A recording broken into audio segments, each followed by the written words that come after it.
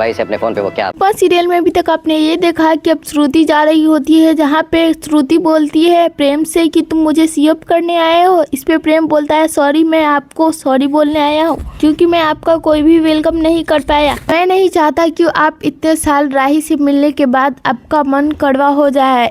ऐसा श्रुति बोलती है कि ऐसा तो हो ही नहीं सकता।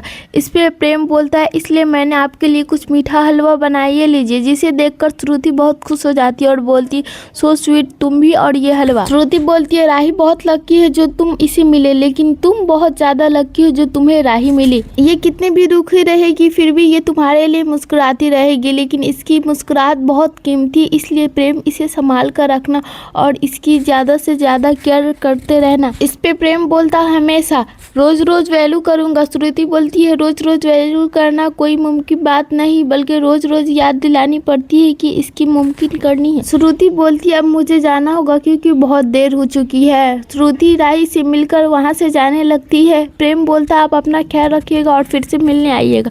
दूसरी तरफ आप ये देखोगे कि ईशानी का फोन चोर लेकर भागता है, जिसे बंकू पकड़ने के लिए जाता है और वो पकड़ भी लेता है। ईशानी को लगता है कि चोर यही है और बंकू को पकड़ कर उसे बोलती है कि तू मेरे सर में आकर और मेरा ही फ़ोन चोरी कर रहा है और मुझसे झूठ बोल रहा है कि तूने फ़ोन नहीं चोरी की। बंकू बोलता है कि मैंने फ़ोन चोरी नहीं की बल्कि उस चोर से आपका फ़ोन बचाया है और ये रहा फ़ोन। देखा कि तुम मेरा फ़ोन लेकर भाग रहे थे, अब तुम मुझसे झूठ बोल रहे हो। मैं तुम्हें नहीं छोड़ूंगी। मेरे शहर में आकर तुम मुझसे ही दादागिरी कर रहे हो।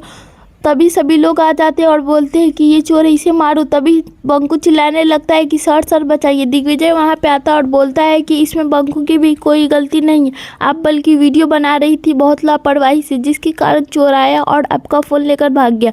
बंकू उसके पीछे भागा, उस चोर से उस आपका फ़ोन पकड़ लिया। अब आप इसे ही बोल रही है। इस पे बंकू बोलता है छोड़ दीजिए, जाने दीजिए सर, हमें क्या, हम तो इस शहर में नए हैं, बल्कि ये इनका शहर है और ये किसी भी आदमी पे इल्ज़ाम लगा सकती है और उनसे बोल सकती है कि तुमने चोरी की, बल्कि मैंने चोरी ही नहीं किया, बल्कि इनका फ़ोन ही मैंने पकड़ा था और ये इनका फ़ोन भी मैंने दे दिया और मुझे ही चोर हो रहे।